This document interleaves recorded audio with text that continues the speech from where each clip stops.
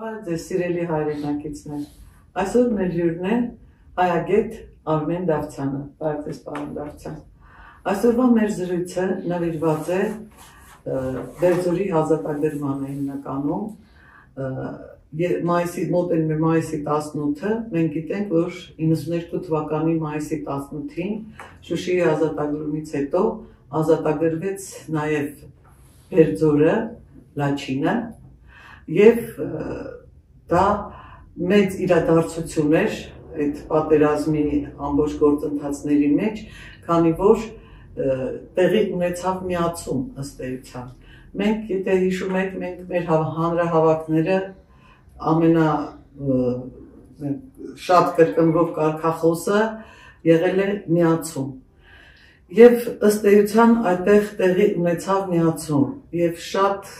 հուզիչ, այսպես ասած, տեսարան է եղել, վավերագրական կադրեր կան, որ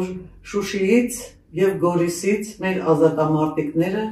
եկան իրար ընդառաջ և Բերձորի հրապարակում հայրենասիրական երգերի ներքո պար բռնեցին և ցնծում էին նրանք բոլորը, որովհետև այդ ճանապարհը ուղղակի ճանապարհ չէր, այդ ճանապարհը կյանքի ճանապարհ էր, անվտանգության ճանապարհ էր, միացման ճանապարհ էր։ Փաստորեն այսպիսով տեղի ունեցավ միացում և ֆիզիկապես մեր ազգը փաստորեն 21 թվականի հուլիսին բռնի կերպով Արցախը դարձրեցին Լեռնային Ղարաբաղ, դաշտային Արցախն էլ անջատեցին, Լեռնային Ղարաբաղի ինքնավար մարզ և անջատեցին Հայաստանից, պոկեցին, խլեցին Հայաստանից։ Հիմա այստեղ տեղի ունեցավ այդ միացումը։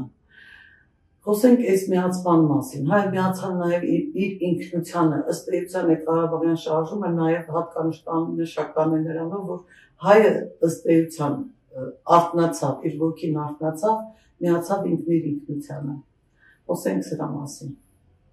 Սիրով, որովհետև շատ կարևոր իրադարձություն էր, թե հոգևոր, թե մտավոր, թե ֆիզիկական, թե քաղաքական, բոլոր առումներով։ Ուրեմն, ինչ վերաբերում է արթնացմանը, արթնացումը համոզված եմ, մենք բոլորս վկան ենք եղել, գոնե մեր սերունդը ավելի շուտ էր։ Առանց այդ արթնացման դուք չէիք ունենա նման արդյունք, որ տեսանք 92 թվականի մայիսյան հաղթանակներին, մինչև միացման մասին խոսել, ինչը շատ բնական է, պիտի խոսենք այն մասին, որ մենք հոգով, սրտով միացած ենք եղել միշտ Արցախի հետ, Արցախը միշտ հոգով, սրտով, ամեն ինչով միշտ համարել է Հայաստանի մաս և այլ կերպ չի պատկերացրել, ինչպես որևէ հայ, բայց այդ մեկուսացումը ֆիզիկապես թույլ չտալը Հայաստանի մոտենալու, որպես մեկուսացված կղզի պահելը ու սկզբունքը եղել է ամբողջ սովետական միության բոլոր տարիներին, այս շրջափակում կոչվածը իրականում մենակ այն վերջի ամիսները չէր, երբ որ մենք տեսանք, թե ինչպես ամիսներ շարունակ ընդհանուր միջև պատրաստ են սովի մատնել ժողովրդին էթնիկ զտում իրականացնելու համար, բայց այդ շրջափակումը, շրջապատումը, կղզիացումը աշխարհից կտրելը, դա քաղաքական հստակ ուղեգիծ էր, որի հետ դիմադրելով, որի դեմ կռվելով, ամեն օր կռվելով, ապրել է Արցախը սովետական 70 տարիների ընթացքում։ Եվ դա մենակ այդ պահի շրջափակումը ճեղքեր չէր,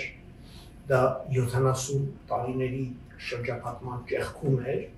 Ես մի հաստ ասեմ, որ կարծես թե հայտնի է, բայց այնքան էլ հայտնի չի։ Երբ որ օրինակ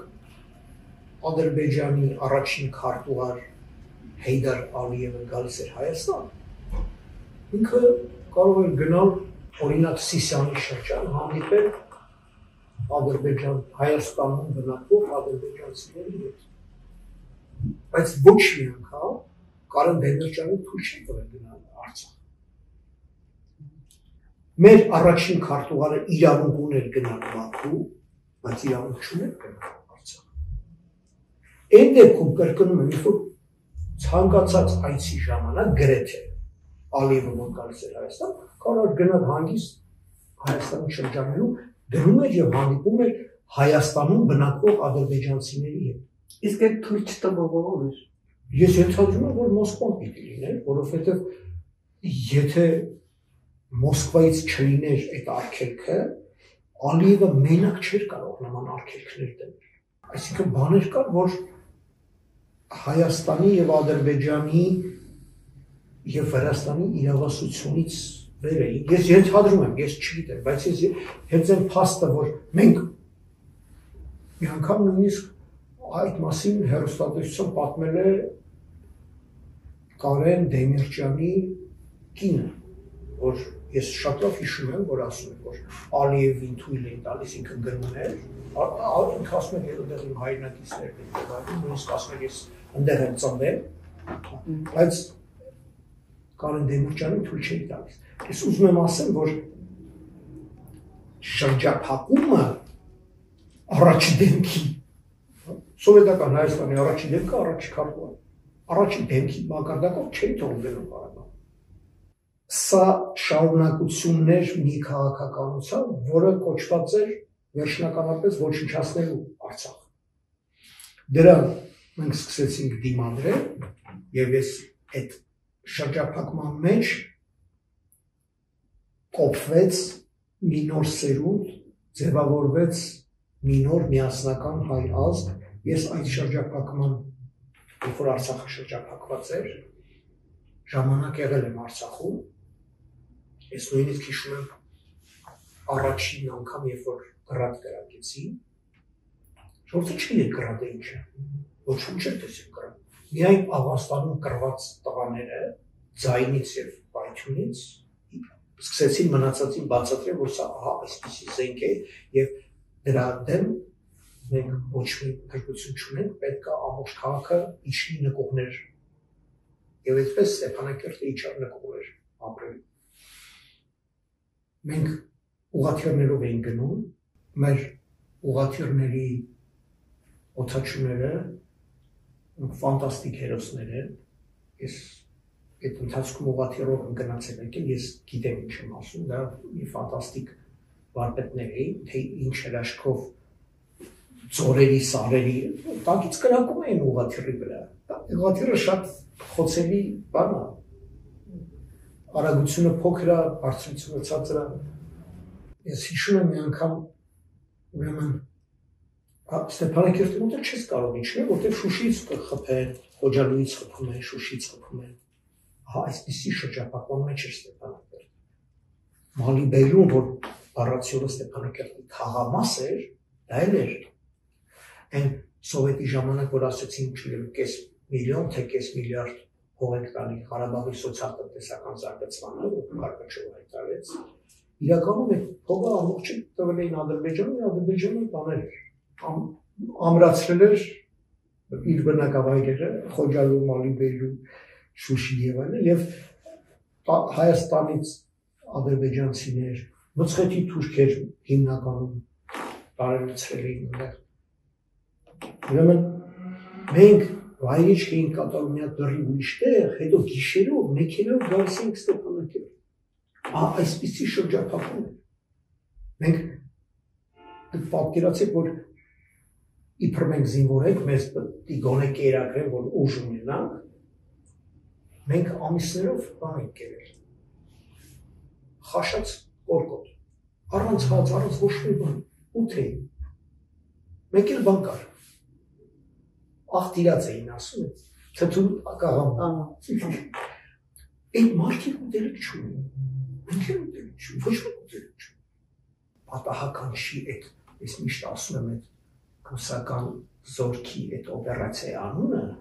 կալցո։ Դա բան է։ Այդ առաջի օրվանից սովետական միության, երբ որ որոշեցին, որ Կալցոյի մի հատ կալցո գծեցի, շատ նեղ մի հատ կալցո, որ ոչ մի ընդհանուր կալ չուներ հայաբնակ շրջանների քարտեզի հետ։ Այդ նույն քարտեզից դուրս թողնելով հսկայական հայաբնակ շրջան, այդ կալցոն սկսեցի սեղմել։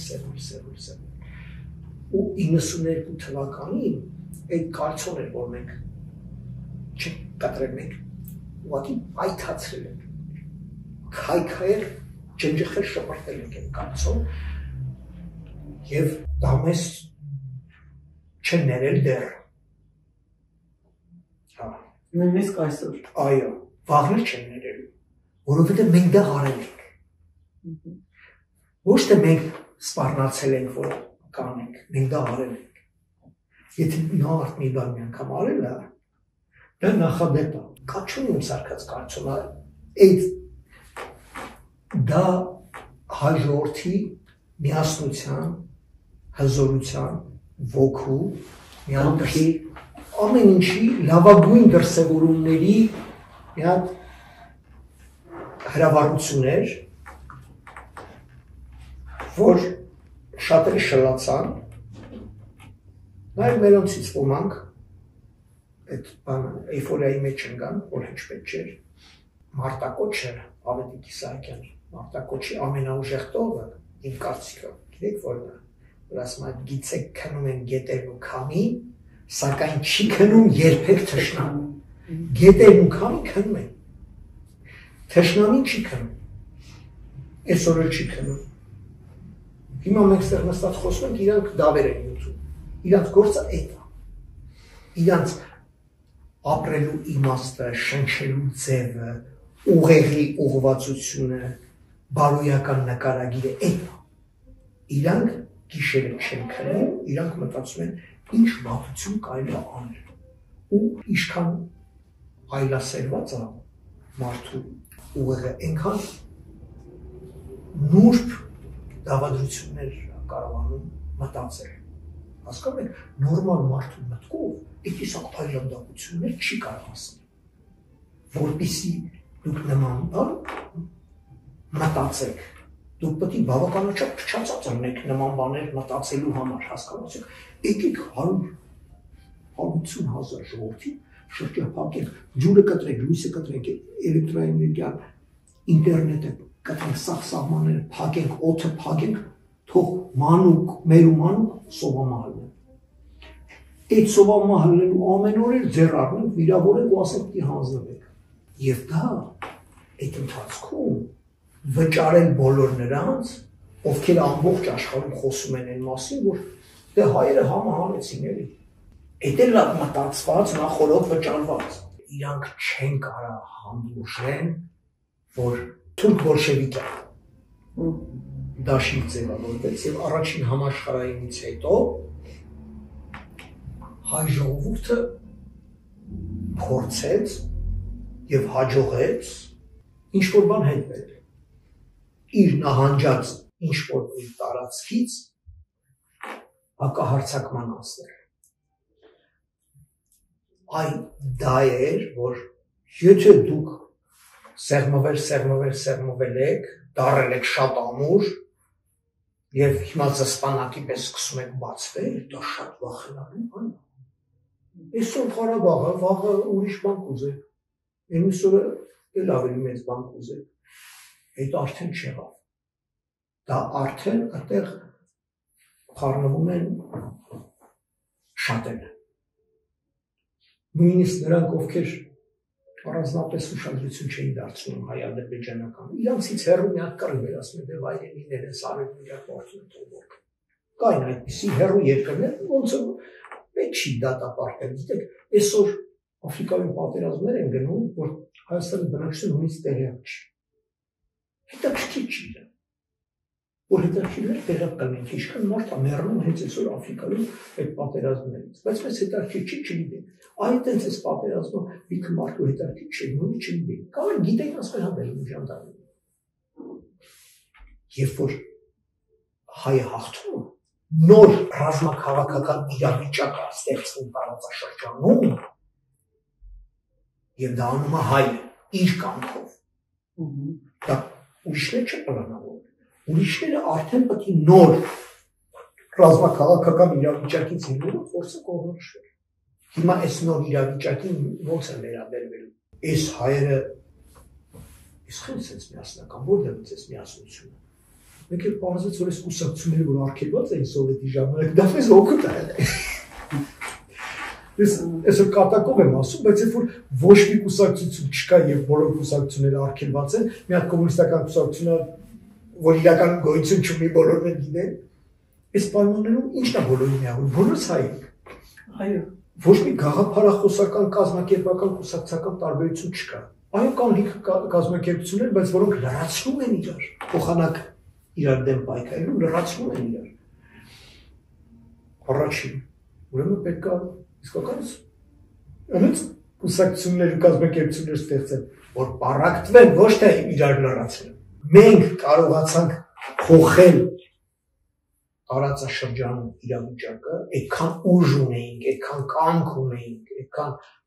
ոգու հզորություն, ինտելեկտ, խիզախություն, կադրեր, այդ ամեն ինչը դրա մեջ է,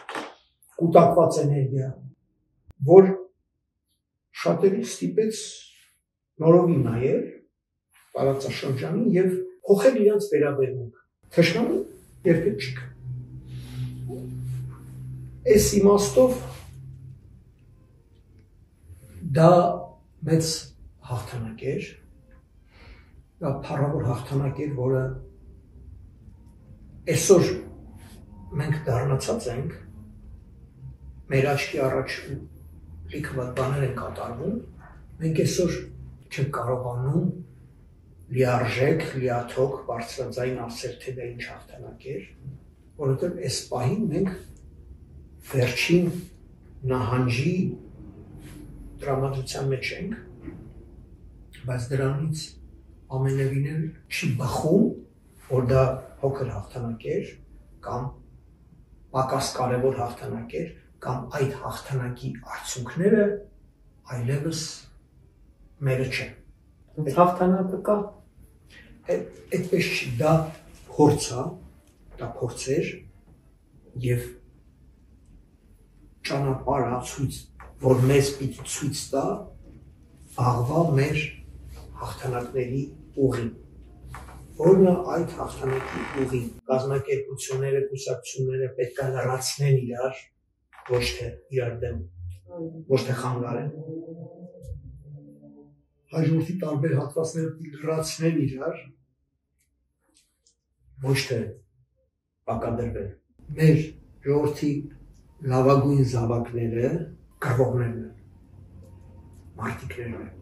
Այդ գիտակցությունը, որ այս անգրագետը թող գնա վայնի ու չլիշա, իմ տղեն գրագետը թող գնա բժիշկ դառնա, չգիտեմ, բան դառնա, մտավորական դառնա, այդ սխալ մոտեցումը, որ վարորդը վատա, բժիշկը լավա, արցիլերիստը հրետանավորը վատա, չգիտեմ, իրավաբանը լա, այդ սուտ սխալ մոտեցումը, որ հակադրում են մտավորականին զինվորականի հետ, այն ժամանակ ինչի է, տեսնալ չկար։ Մտավորականը նույն զինվորներ չկար, մտավորական առանձին, չգիտեմ, վարորդ առանձին, էքսկավատորիստ առանձին, խառատ առանձին, բժիշկ առանձին չկար տեսնալ։ Բոլոր ազգերի զինվորականությունով միջին հարել ենք, ազնվականություն։ Ամեն մարդ դու չեն է թող գնա կռիվ։ Ասում են քո բան չի, քո գործը աշխատել է։ Այս մարդու գործը կռիվ է։ Այդ մտավորական գծիկ, ազնվական, մտավորական, զինվորական այդ գիծը, որ այդ ժամանակ շատ բարձրով դրսևորվեց, դա պետք է վերականգնվի։ Ունես չի, որ մենք դա չենք կարողանում, մենք դա արել ենք, մենք դա տեսել ենք։ Այս ամեն ինչը ենթադրում է, այս ամեն ինչը հնարավոր է անել եւ պետք է արել։ Սա հնարավոր է համապատասխան հոգեբանական եւ արժեհամակարգային մթնոլորտ ունենալու դեպքում։ Երբ որ մեկը հայրենասիրությունից է խոսում, բայց երեխան բանակից ազատ։ Եղբայր կամ մի խոսա հայրենասիրությունից։ Ասեն դե մի տան կանտենց կենթանիներ, որ իրան ձագի ուզում լավ է, մի պահին էլի։ Դա նորմալ բնական կենթանական բան է, բոլորս էլ հասկանում։ Բայց կան ուրիշ բաներ, որ եթե ձեր որդիները չեն պաշտպանում ձեր տարածքը, դուք անպաշտպան եք։ Ո՞վ դի պաշտպան։ Ընտրեք, այս մարդիկ վերջապես մենք որպես ազգ պետք է այդ միասնությունը, որը տեսել ենք, որը ապրել ենք, որը մեծ հաջողությունների ա բերել, որը ստիպել է մեզ ուրիշներին, որ մեզ հարգեն։ Ես դա տեսել եմ։ Ֆիզիկապես տեսել եմ, թե դիմացինը ինձ ոնց է արել։ Ծովը ոնց է, ալիքը գնում է, տեղատվություն, ակնթարցություն, տեղատվություն, ակնթարցություն։ Այսօրվա մեր նահանջը հասկանում ցավալի է, եւ մարդիկ երբեմն չափից ավելի ծայրահեղ ծանր են տանում։ Ծանր տանելու բան է։ Բայց այդ ծանր տանելը ես կուզեի, որ հուսահատության չբերեր։ Այդ որ ծանր եք տանում, ես էլ ծանր տամ, այդ լավ է։ Չղայնացեք։ Կատաղեք։ Մի քիչ էլ ոնց ասում, թասիբին եք։ Այդ նորմալ է։ Աննորմալ այն է, որ ոմանք շարունակում են հայրենասիրական ճառեր, լոզունգներ, բաներ, բայց երեխեքին բանակից ազատել։ Սա ինչ է։ Սա եկեղեցանություն է, սա դերասանություն է, սա հայրենիքը պաշտպանել ուրիշի հաշվին, հա։ Դու չառանձնապես իրենց այդ հայրենիքը Չէ, հետաքրքրում։ Չի, ստեղ գործը լավ է, ինքը ստեղ է, ստեղ գործը լավ չի, ստեղ չի։ Ես մարդիկ գիտեմ, որ բարձր պաշտոններ ունեին Հայաստանում։ Հենց գործ ցանեցին գնացին Ամերիկա։ Այսինքն, եթե ինքը ստեղ բարձր պաշտոն, եթե ինքը ստեղ մինիստրը է, Հայաստանը իր երկիրն է։ Եթե ինքը մինիստրից ցածր պաշտոնես իրան առաջարկում, ինքը գնում է Ամերիկա։ Ամերիկան մինիստրի պաշտոն էին տալու։ Կապ չունի։ Սա այդ ոչխարի արոտն է, որ ասում ես դու ստե չպետք է արածես, այ ոչխար։ Ասում է դե որ դեցո ես կգնամ Ամերիկա արածելու։ Հասկանում ես, իր համար սա հայրենիք չի, սա արոտ է։ Հենց որ ասում ես արոտը մենակ կողմ չի, ինքը նեղանում գնում Ամերիկա։ Դե հաստատ գիտի, որ իրանը չի, այս երկրին, սեփական տանը, հայրենիքին, որպես արածելու արոտ վերաբերվողներ Հայաստանում կան ու քիչ չէ։ Երբ որ քեզ համար սա արոտ է, բարձր այդ նույնիսկ այդ որ բացատրես այ ոչ, որպեսզի դու արածես, այս տարածքը հետը պետք է հսկի, որ ուրիշ չմտնի արած։ Այդ իր տանը չպետք է ուրիշ տղեն պետք է որ ինքը կարենա արած։ Այս այդ որ գնում են շատերը հիվանդագին են տանում, ես քան հիվանդագին չի ասեմ, դե ավելի լավ է գնան, եթե արոտա թողու չտեղ արած, մեզ էլ թույլտվության մեջ չենք ծի, բայց մյուս կողմից է շատ ափսոս է, որովհետև իրանց երեխեքը շատ կարգին պայծառ երեխեք են ու կարանային, եթե այս հողի վրա մեծանային, երեխեքն են ափսոս։ Մեր խնդիրն է մարդկանց ասել, որ մենք ոնց որ սեղմվում ենք, բարբերաբար այդպես էլ բացվում ենք, սեղմվում ենք, բացվում ենք։ Օրեր են կմտնեն անց կկենան գիքոջակ։ Եվ մեր ճակատագիրը մեր ձեռքերում է, հայ ռազմիկի ձեռքերում է, հայ մտավորականի ձեռքերում է, հայ գյուղացու ձեռքերում է, որտեղ հայ գյուղացին այդ մտավորականն է։ Նույնիսկ այն կողքեր են մեր մտավոր։ Համոսայանը չէր գյուղացի, Պարուս Սևակը չէր գյուղացի, Հովհաննես Թումանյանը չէր գյուղացի, ով չէր գյուղացի, այդ ամենատավորական, բայց ինչ ազնվական գյուղացիություն։ Այդ նույն գյուղացին ու նույն մտավորականը, կապ չունի, մեկը գյուղում է, մեկը քաղաքում է, մեկը գրում գալիս է, իրար հետ այլ զինվորություն։ Ուրիշ զինվոր չունենք, երկրքից որևէ մեկը կա այդպես կրոնական բան, որ երկնային զորքերը բան, իմիջիալից չգիտեմ լեգենդա թե իրականություն կա այդպիսի։ Գուցե իրական, բայց պատմում որպես իրական պատմություն, որ Երկրորդ համաշխարհայինից հետո Ստալինը Չերչիլի բան է, աշխարհը վերաբաժանում են, քարտեզ են գծում, որ այսքանը սրան, այսքանը սրանց, ազդեցության գոտիների են բաժանում եւ այլն։ Ինչ որ սովետական միության կոնկրետ Ստալինի ինչ որ հավակնության հետ բան ասում են Հռոմի Պապը համաձայն չի։ Ստալինը Հռոմի Պապը քանի դիվիզիա ունի։ Որոշ ժամանակ հետո այդ պատմությունը հասցնում է Հռոմի Պապին, Հռոմի Պապը պատասխանում է, որ ձեր առաջարկը չանցա, որովհետև Ստալինը դեմ էր ասեց այդ քանի դիվիզիա ունի, որ Հռոմի Պապը ասում է Որդյակ Իոսիֆին կասեք, որ իմ զորքերին նա շուտով կհանդիպի։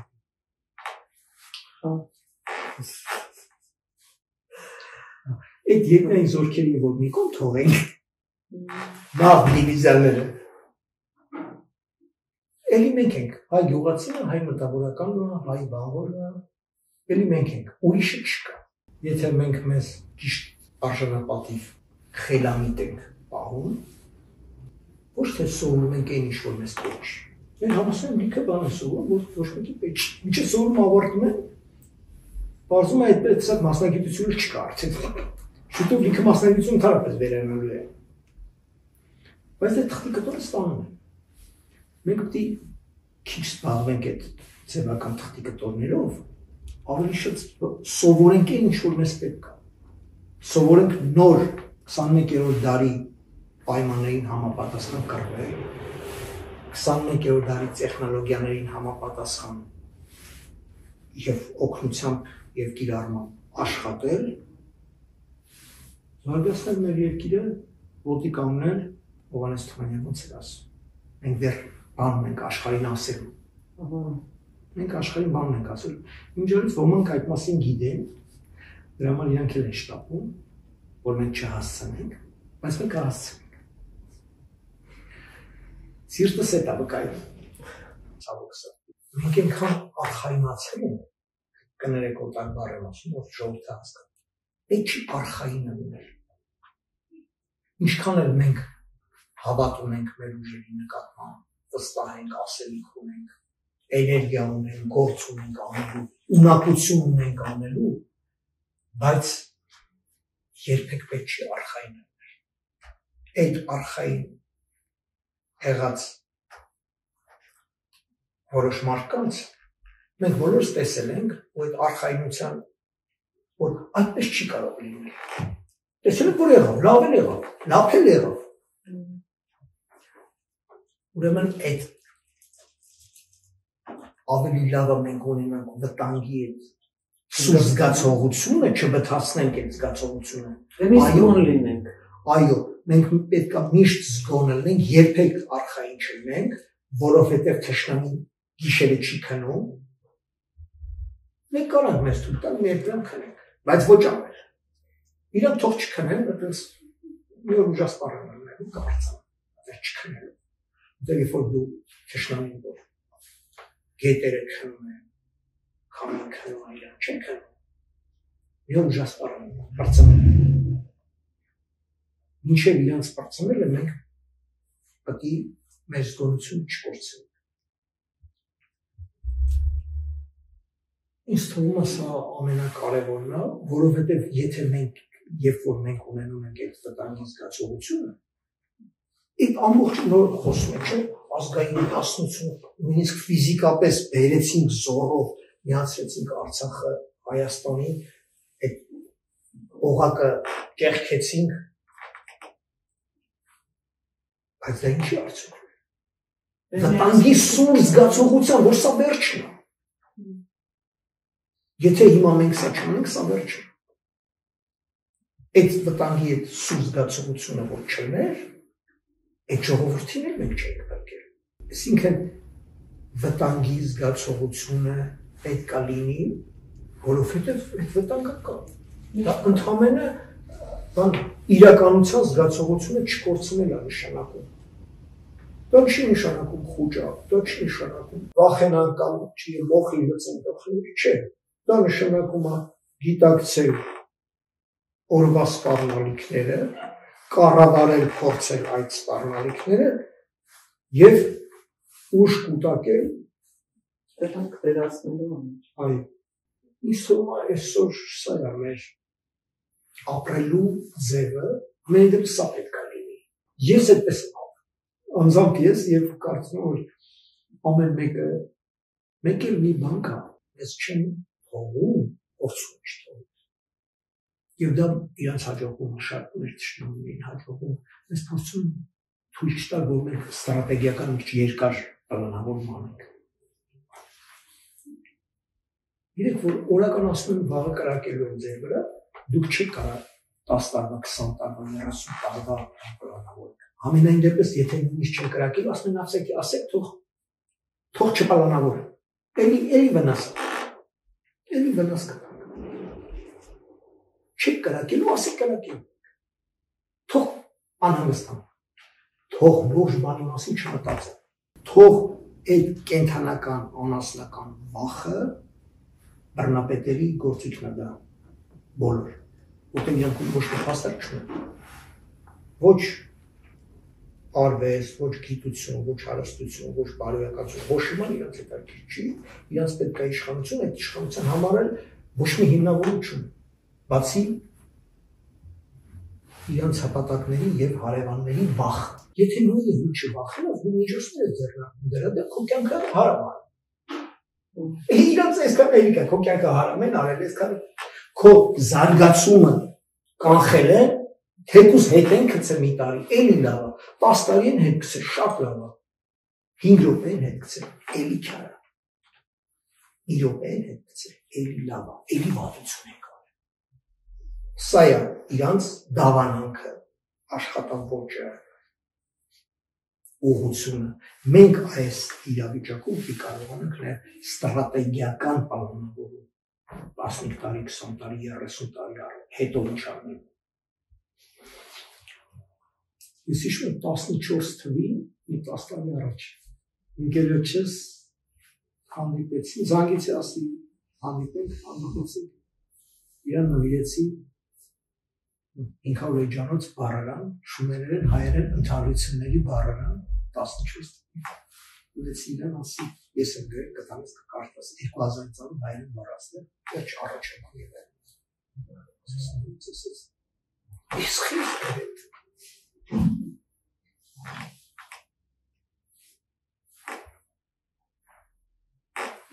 Ստրատեգիական ունի, նա, 14 թվին էդ բառը տիրեց, որ 24 թվին ուրիշ բան ես, որ 34 թվին ուրիշ բան է։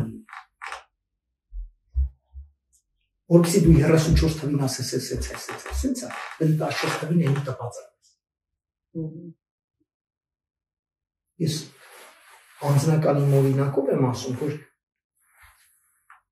այդ ստրատեգիական պլանավորումը կարևոր է։ Այնպես չի, որ 2 հոգու փող են տվել, ասել են հայերին կհայոյեք ինտերնետով, հեչ որ չէ։ Մի քանի հոգու ներվել է կքայքայվի, մի քանի հոգու նյարդային բանդակները, այդ ջեղերը բանկանում կքայքայվի, էլի քան։ Փողով մենք քայքայում ենք հայերի առողջություն։ Ինչ փաստակ, ինչ գիտություն, ինչ որ դերեք քրտեք, թող ներվային։ Սա քաղաքականություն է, սա հիբրիդային պատերազմի կարևոր բաղադրիչներից է, որպեսզի չքայքայվենք մենք, պետք է գործով զբաղվենք։ Այդ կետ, փուլելով, ստրատեգիական կետերը դրանց գնան։ Եթե դուք զբաղված եք արձագանքելով, դուք կքայքայվեք կբարձանեք։ Դուք չեք կարող հերոսաբար կանգնել ու ձեր վրա անընդհատ թույն շպրտել։ Դուք կքայքայվեք։ Ինչքան էլ բոլորը ասեն, որ թույնը վատ բան է, իսկ դուք շատ լավ եք։ Դա դեռ չի պետք է։ Մեր խնդիրը փրկվելը չէ, մեր խնդիրը առաջ գնալը։ Ունենալ ստրատեգիական ծրագիր եւ կետարկել իրականացնել։ Կա չէ, ամբողջացող ծրագրերը լինում են կարճաժամկետ, միջնաժամկետ, երկարաժամկետ։ Ուզում եմ ասեմ, այդ կարճաժամկետ, միջնաժամկետ, երկարաժամկետ ոչ մի բանը չպետք է զոհաբերել, չպետք է ասեք, էսի հիմիկվա բան չի։ Ես տենց մարդ գիտեմ, որ ասում ես, եկեք էս ինչ բան անենք, հասա հարցերը լուծել եք, մնացել է այդ։ Ասում ես, լավ, էս մեկ անենք, այդ սա հարցերը լուծել եք, մնացել է այդ։ Եղբայր, ինչ ասում ես, ասում ես, բոլոր հարցերը լուծել եք Հայաստանի, սա է մնացել։ Յուրաքանչյուր փոքր թվացող, մոզաիկայի ամբողջի մասն է։ Մենք իբրև երկիր այնքան փոքր ենք, ու այնքան խոցելի այսօրվա աշխարհում, որ արդեն անկարևոր բաներ չկան։ Անկարևոր բան չկա։ Օդը դառել է ազգային անվտանգության հարց, ջուրը դառել է ազգային անվտանգության հարց, հողը դառել է ազգային անվտանգության հարց, կրթությունը դառել է ազգային անվտանգության հարց, կարտոշկեն, որ ներմուծվում է Հայաստան, եթե ճիշտ չստուգես, կդառնա ազգային անվտանգության հարց։ Առաջին անհետ օրինակը բերեցի։ Ամեն ինչ ազգային անվտանգության հարց է։ Եվ դա հնարավոր է լուծել, եւ մենք կարող լուծենք միասնությամբ։ Երբ որ բոլորը գիտեն, որ տրամադրված է կարգելու, իրանք հազար անգամ կչափեն նոր։ Բայց որ գիտեք չես կարգելու, ասեն ասեք գնացեք էլ։ Մարդես կարող է ալարեն կարգել։ Յուրաքանչյուրը պիտի գիտակցի, որ ինքը նախ եւ առաջ զինվոր է, մարտիկը, հետո նոր, ասենք, իր ընտանիքում կամ ինչ-որ բան, առաջի հերթին պետք է լինի զինվոր մարդիկ, գիտակցի, որ ինքը իր ընտանիքը պահպանողն է, պաշտպանողն է, եւ դրանով նաեւ պաշտպանում է հայրենիքը։ Եթե նույնիսկ հայրենիքը չպաշտպանում, ինքը իր ընտանիքը պաշտպանում, այո, դա իմ ասածը այս ամբողջի իմաստն է, որ մենք չպետք է լինենք պարզապես զինվոր կամ պարզապես ինչ-որ մասնագիտության կրող։ Իմ ամբողջ ասածն է, որ մենք բոլորս համ զինվոր ենք, համ մեկ այլ մասնագիտության կրող։ Կա մի հատ այսպիսի բան։ Հենց որ ասում ես զինվոր, ասում են, այս սրանք էլի կռիվ են ուզում են ռազմատենչ բաներ, բզբզում են զորով, որ նորից կռիվ են։ Ով որ պատրաստ է կռվելու, այդ մարդու վրա չեն հարձակվում։ Դա խաղաղության ճիշտ ամենապարզ բանացել է, եթե դու պատրաստ ես կռվելու, ոչ մի ապուշ կողմը չի հարձակվում։ Այդքան բան պետք է հասկանալ։ Մենք պետք է սովորենք մի ուրիշ բան, որ մենք բացի նրանից, որ մեկը ուսուցիչ է, մեկը բժիշկ է, մեկը բիզնեսմեն է, ամեն մեկը յուղացի է, խաղող աճացնում, մեկը գինեգործ, ամեն մեկը ունի իր մասնագիտությունը, պարզ է նաև բոլորը միասին աստված չանի, որ կանի, որ մեկը պաշտպանում իրենց երկիրը։ Բայց դրանից բացի մենք բոլորս հայ մարդիկ ենք։ Ինչ է նշանակում հայ մարդ։ Մենք թատրոնի հանդիսատես ենք, անկախ մասնագիտությունից։ Մենք համերգայի այցելու ենք։ Մենք ցուցահանդես գնացող ենք։ Մենք հասկանում ենք այդ համերգը, որ մենք լսում ենք, լավ կլինի, որ այդ համերգի տոմսը, որ անում ենք, ծափենք տալի, կորում ենք բրավո, որ դա լինի օրինակի համար հայկական ժողովրդական գործիքների իրար անսամբ, որ իսկական հայկական երգեր են երգում։ Չէ, մենք կգնանք ռաբիզին, արաբական, քրդական, թուրքական երաժշտության վրա հայերեն բառեր գրած, բոլորը գիտեն, որ այդ երգը կոնկրետ էսի թուրքական երգը կամ էս արաբական պորտապարն է, գիտեն, հայերեն բառեր վրա գրած երգում են, հասկա դահլիճներ են ուզում։ Մենք պետք է հայանանք, անկախ մասնագիտությունից, որ թեկուզ այդ մասնագիտության մեջ մենք լավ գործ ենք անում, շատ լավ պրոֆեսիոնալներ ենք, հայրենիքը սիրում են գնում կռվում, Քրանը թուրքական երաժշտություն է լսում։ Այդ եղավ հա։ Այդ եղավ շնորհ, այդ եղավ երեխեքի գեղագիտական դաստիարակություն։ Ինչ-որ շորին է ճղած ինչ-որ սևամորթ փողոցային, ինչ-որ անգլերեն հայհոյանքներ է տալիս, իրանք լսում են եւ գեղագիտական հաճույք են ստանում դրանից, դա կոչվում է ռեփ։ Ժողովուրդ ջան, եկեք անկեղծ խոսանք էլի, դա ձեզ դուր է գալիս։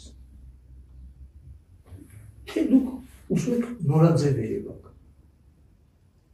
Նույնիսկ հայերեն հայհոյանք, որ լսում են, դուր չի գալիս, են գալիս անգլերեն ինչ-որ սևամորթներ Ամերիկայի փողոցներում ճղած շորերով։ Այս մենք պետք է հայանանք երաժշտությամբ, մշակույթով, հա, ինչ վերաբերում է թատրոնին։ Կապ չունի ինչ ներկայացնում է, հայկական ներկայացում է, հեղինակը դրամատուրգը հայ է, հայ չի, մենք հայոց լեզվով ենք նայում, չէ՞ ներկայացում։ Դա մեր թատրոնն է։ Մենք պետք է աջակցենք իրան։ Կոնսերվատորիայում բան չկա, կոմպոզիտորական բան կա, ինչա կոչվում, կուրսեր է, որ մարդ ընդունի կոնսերվատորիա, ղեկավար ունենա, կոմպոզիտորական բան ունենա, կրթություն։ Եթե դու ժողովրդական գործիքների հետ գործ ունեք կամ ժողովրդական երգ գրելու, տենց կոմպոզիտոր չկա, չի կարող տեսնել։ Մենակ այնտեղ Բախ, Բեթհովեն, ես շատ շուտ եմ դասական, երաժշտություն ժողովուրդ ջան, բայց այդ Բախ, Բեթհովենը հասկացանք, բա կոմպոզիտորն է կրում այդ երաժշտություն մեր կոնսերվատորիա։ Հայկական ժողովրդ գործիքների սովորացնող ուսուցիչը այսօր օրինակի համար թար, չգիտեմ ուդ, ամենաքիչ աշխատավարձն է ստանում։ Ես ջութակի դաշնամուրի դեր ոչ իրանք չունեմ ժողովուրդ ջան, բայց ինչի պետք է հայկական ժողովրդական գործիքների, ով ասել, որ նրանք պակաս երաժիշտ են, կամ դա պակաս արժեքավոր է։ Այդ ջութակը սաղ աշխարհում նորմալ է։ Մենք պետք է հայանանք կենցաղով։ Մենք բանն եմ միշտ հիշում։ Համլետը, որ դերասանների է հրավիրում, որ պետք է ներկայացում սարքի, որ բողոքմաբար դերասաններից ասում է, Քրիստոնեի շնորհք չկա եկները։ Բայց ես այստեղ հարցը քրիստոնյան կրոնը չի։ Ինքը ուզում ասի մարդաշնորհք չկա եկները։ Ասում խժժում են բան այդ վատ դերասանների մասին ասում։ Մարդաշնորհքի պետք է գանք։ Երգելուց, պարելուց, հաց ուտելուց, սկսած փողոցով քայլելուց, աշխատանքից չուշանալուց, պայմանավորված տեղից չուշանալուց, այդ ամեն ինչը կարևոր է վերահայանալու համար։ Սա ինձ թվում է մեր ձեռքում է, նշի որ օտարները մեզ գալիս են,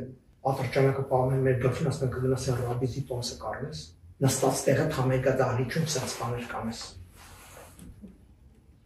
Այդ օտարը չի ասում, այդ մենք ենք, մեր տգիտությունն է, մեր անճաշակությունն է, որը մենք պետք է հաղթահարենք։ Ասում փառք, այնքան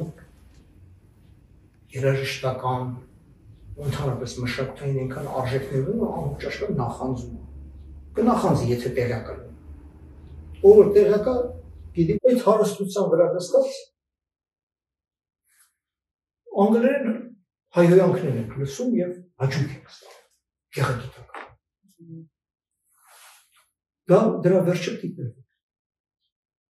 Մենք դա կարող։ Պետք է աշխատել այդ ուղղությամբ, դա մի օրվա բան չի, դա մի օրվա բան չի։ Գիտեք, երբ որ դուք ունեք Ռուսաստանի հարավում հոծ հայություն, որոնց մենք շատ հարգում ենք, սիրում ենք, բայց իրանք գալիս են ընդեղի մոդայով, երգեր։ Լոս Անջելեսից գալիս են ընդեղի մոդայով, որոնցից ոչ մեկը, ասենք, հայ երկարվեստի հետ կապ չունեցող ինչ-որ բաներ են գալիս։ Այդ հեղեղը ինչ-որտեղ անխուսափելի է, մեծ աշխարհը ճանապարհները բաց են, փոխադարձաբար հարստացնում են մշակույթները իրար, այդ շփումները նորմալ են, բայց այդ ֆիլտր դիրնի, ինչը անցնի այդ ցանցով եւ ինչը չանցնի։ Այդ ֆիլտրներն են գտնում ենք։ Այստեղ ուրիշ հարցը թե ինչ պետք է հարճակվի։ Ինչ պետք է փորձենք սերմանել։ Պարոն Դավթյան, վերադառնանք նորից մեր միացում այդ բանին, Բերձորի մասին խոսվեց, սակայն եւս մի միացում եղավ, երբ որ Քարվաճառը ազատագրվեց։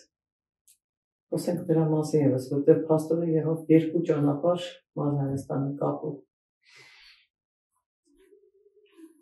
Միշտ մեկ ճանապարհը միշտ ամենախոցելի ճանապարհն է։ Մեկ ճանապարհը չլինելու պես բան, միշտ ժամանակ է։ Երբ որ դուք ունեք երկու ճանապարհ, դուք արդեն ունեք մշտական ճանապարհ։ Որտեղ մինչև մեկը քանդում են, մյուսը սարքվում, մինչև մյուսը փակում են, մյուսը բացվում, այսինքն այսօր էլ աշխարհի շատ հզոր երկրներ իրանց առևտրային ճանապարհները երբ որ կառուցում են շատ մեծ տարածության վրա միշտ իրանք անպայման փորձում են ունենալ երկու ճանապարհ որտեղ մեկը ճանապարհ չի մեկը այն հիվանդին որ բան են կաթացնում կաթիլայինի տակ հիվանդը այդ մի ճանապարհը դա է երկրորդ ճանապարհը նոր իրական ռեալ փաստացի միասնություն է եւ այդ իմաստով դա աղսափելի էր եւ աղսափելի անհրաժեշտություն էր որովհետեւ մեկով դու շատ հեռու չես գնում այսքան շնորհակալություն պարոն Դավթյան ունեք էլի բան ավելացնելու թերևս այսքան է որովհետեւ